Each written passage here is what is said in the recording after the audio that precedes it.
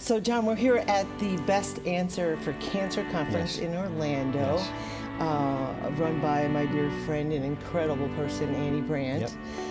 So why don't you tell us how you come here today? So, Corinne and I met Annie probably about 5 years ago. I don't know if it was a San Diego or Reno conference, and just hit it off with her right off the bat. You know, she's wonderful in spirit, what she does, the program she puts on here, very informational and very educational, putting together like-minded people. And so we've always been a premier sponsor for her. Oh, wonderful. And, you know, and have always supported her. And, you know, not only are we friends when we're here, but we're friends throughout the year with her as well. So we stay in contact with Annie.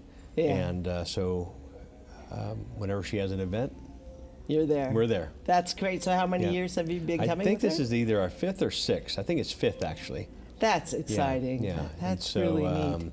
You know, and so we've, the first year we exhibited, and we're still exhibiting, and all the years after that, we've always done the pre-conference and then presented to the doctors as well with our company. Right. And so, you know, it's been a great event for us. That's wonderful. Yeah. So tell us a bit about your piece in this Best Answer for Cancer, your company. So Best Answer. So Corinne and I have a company called United Patients Group, and we're the leader of information and education for medical cannabis. We do not sell cannabis, but we have a site specifically designed for families, patients, and medical professionals and governmental officials. And so we reach local, state, international governments, as well as local, state, international medical institutions, and then patients and families that are going through an awful disease like cancer. And other diseases. And so a lot of people consider us like a WebMD of the medical cannabis industry, to break it down that way. We have a lot of studies, a lot of reports, a lot of blogs. We don't sell products. We're a 501c3 for information and education. We do have a medical staff that consults with patients and their families and their doctors if they're open, literally hand-holding the families and allowing them to avoid the tangle webs in this industry. Oh, sure. And but how we got into it, medical cannabis was not our lifestyle.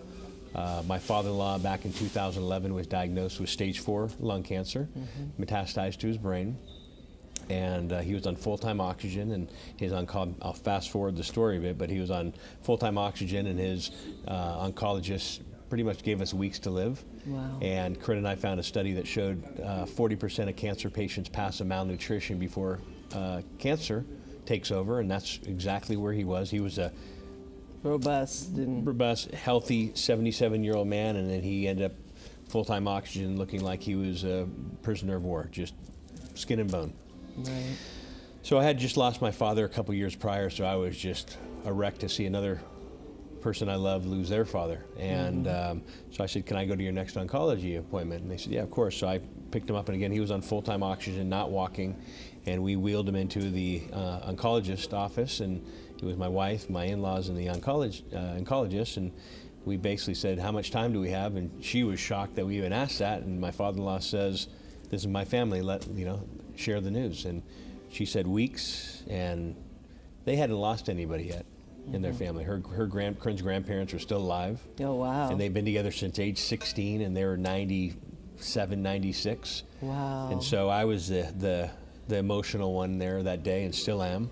But I said, there has to be something, and the doctor said, I can give you morphine, and he said, I'm not in any pain. And I looked at my wife and looked at my in-laws, and it was never brought up before, and I was kind of embarrassed, and I said, I don't mean to offend anybody, but what about medical cannabis for appetite stimulation? Not even knowing the medical benefits then. At the time. At the time. And so the doctor said, I know nothing about it, go for it. I said, Dean Corinne, the caregiver, and we'll take it from there. And I laughed because my nickname for Corinne is Mary Poppins, because she doesn't drink, doesn't smoke, and right. Corinne would laugh at that, but it was, she was pure. And so I said, we went into panic education mode, and we found a coconut oil capsule with raw and heated cannabis, about 10 milligrams. And the only reason we went that way is because it allowed me to freeze it. And back in 2011, it was a lot different than it is now. Back in 2011, The labeling was wrong. Some products didn't have labeling. There was no guidance. No one wanted to talk about it. It was still very taboo. Most people wouldn't even know what coconut oil was in 2011. Totally. Yeah. You know, and so so I got it. It was about a 10 milligram capsule, and we froze it and just cut it into slivers just so he'd get in his system and eat. And so not only did he eat, in 24 hours his appetite changed, his attitude changed, his coloring changed, his strength started coming back because of the food. And so that went on day 2, day 3, and day 8, I remember him going to the house, and he was off his oxygen, shuffling around the house. I was like, wow. You know, I said, don't get too cocky. And he said, well, something is working. I don't know what it is, but something is working. We said, great. We got an extra week of him eating and a little stronger in passing. And so as that time went on, at 6 months, hospice fired him as a patient. That's great. And in 9 months, he went behind our back and got scanned. And I remember it was a Saturday night around 10 o'clock, and the phone rang. Whenever the phone would ring, early or late, we'd look at each other and go, here's that call, here's that dreaded call. Right. And it was my mother-in-law, and she said, we're like, is everything okay? She said, yes, go check your email. And they were never going to get scanned. And we jumped out of bed and opened up our email, and there was an email from Kaiser out there in California, and it said no evidence of recurrent disease.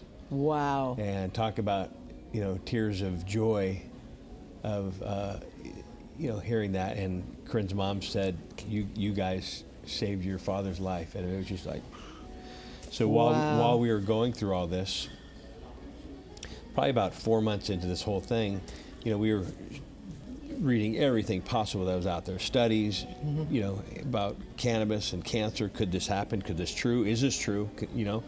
And we said there has to be a million other families out there like us where cannabis is not our lifestyle. And we thought, you know, we should do a website, build a company around this. What year was that at that point? This was 2011. 2011, so. Okay. And so that's how we started United Patients Group. And we thought, you know, we wanted to have a clean site that families who people could feel welcome, safe, not having to look over their shoulder if they're in a bookstore or an airplane or a train. Doctors could look at it safely. Government officials could look at it safely and not be offended. So from 2011, so now you're really in this new journey. So we launched United Patients Group, and specifically for families like us to have the answers, the questions that they probably had answers for. Sure. By that point, we had done a lot of research on, you know, top studies, top doctors, which was very hard to find back then.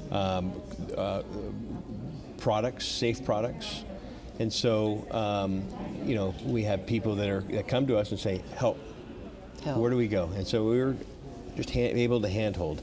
Here's some doctors that we can recommend. Here's some products that we can recommend. Here's some testing facilities we can recommend. And you know, not to give anybody false hope, but give them hope. Like, oh my gosh.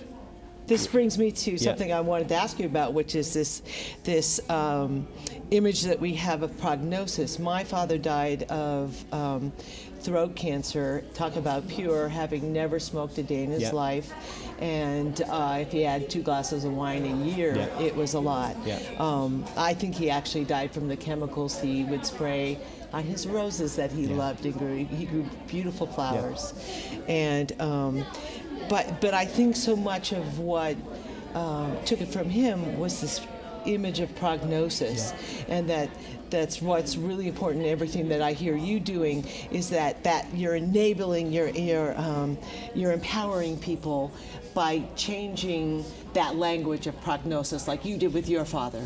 That, and also people have said, you know what, I thank you for what you're doing because you and Corinne are great ambassadors for this, and not saying I'm right, the right person, or they're not the right person, or this and that.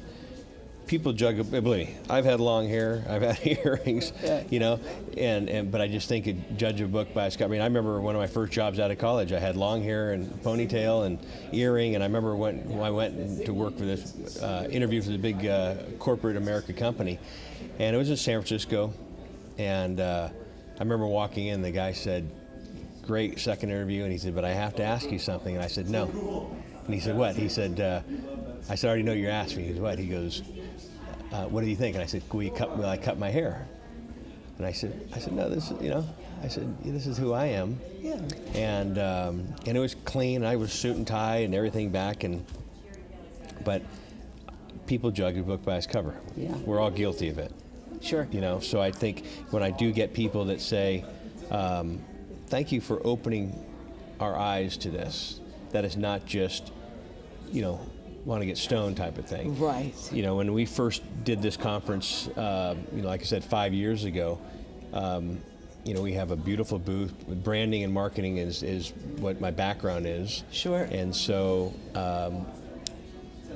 when we first started coming here, people would walk by our booth like this, like, "I'm not looking, I'm not looking, I'm not looking." Oh, yeah. I've You seen know? that happen. You know? It still happens. Still happens. And But at least those doors are opening. yeah, and so now, you know, people come up, "Hey, you know, remember you?" And they hang out. You know, the second year, during, you know, we have luncheons or dinners in the Sure. in the exhibit room.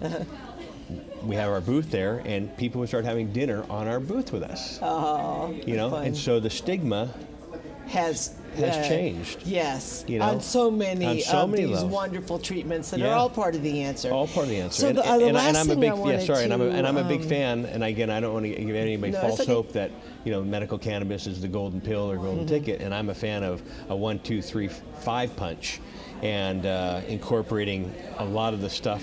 What you know, we did with Corinne. We did a lot of this: ozone therapy, high vitamin C, cannabis. Sure. You know, UV saunas. Right. You know, different Infrared excuse me, right. infrared saunas. Yeah, I got one at home You know, myself. which yeah. I think they're great. You know, so, you know, I'm a fan of that 1, 2, 3, 5 punch.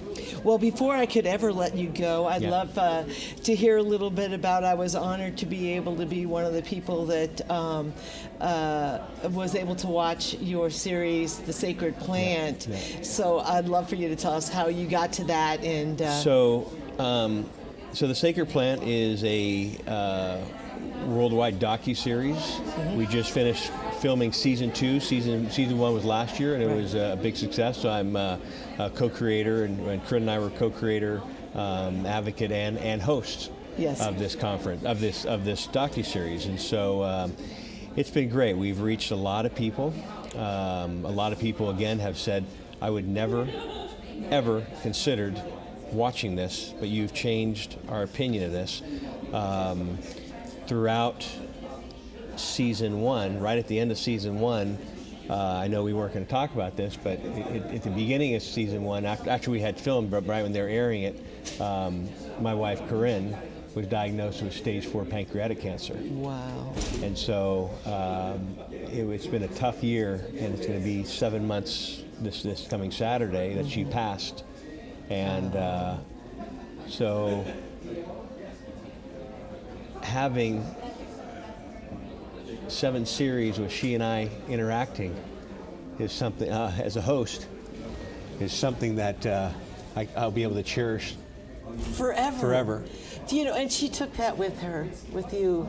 You know, you had the opportunity with her to give her the biggest gift in her passing, as sad as it is, you know, and she knew she didn't leave you behind without resource. You know? I just know it. And our followers from here at Best Answer for Cancer, our followers with United Patients Group, Corinne and I's company, and our followers at the Sacred Plant. I get letters, emails, books, cards, masses sent around the world. Yeah. Prayer cards from around the world, flowers, teddy bears, Christmas ornaments. There are some great people in this world, and you know, my message that I always leave with everybody is, you know, I love Corinne and I loved each other every day. Yeah. I can And tell. I always tell people, love your loved one, because life can change in an instant. And when I say we had it all, it wasn't a financial thing. We had It was all here. yeah. Right? I mean, we had people would stop us in our life, like, look what you guys are just special. I can feel the glow. And actually, one year, a doctor and his wife, and I think the husband was a doctor, and the mother and father, the husband and wife were a doctor, and their kids were lawyers, and they came up to us and they just came by our booth and they said, I don't know why we're supposed to talk, but we can tell you two have been touched by the universe. Yeah. And that really stuck with Corinne our whole life. It's like how special that someone would come up and say that, and she was not only beautiful on the outside, she was Beautiful and pure. And just 20 times more beautiful inside and just pure. And even in our marriage vows, I said I married Mary Poppins, yeah. And so.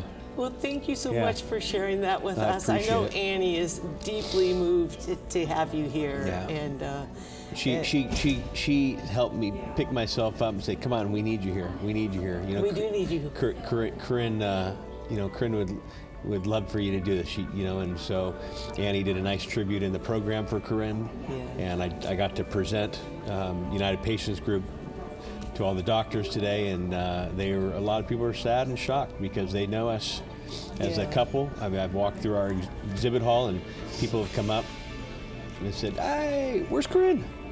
And and they didn't know, and then and they're hugging me and walking away in tears too. It's just so love Thank you, John. love your loved one, and thank you for asking me to do this. And It's our honor, yeah, and we love you for all you Thank do, you.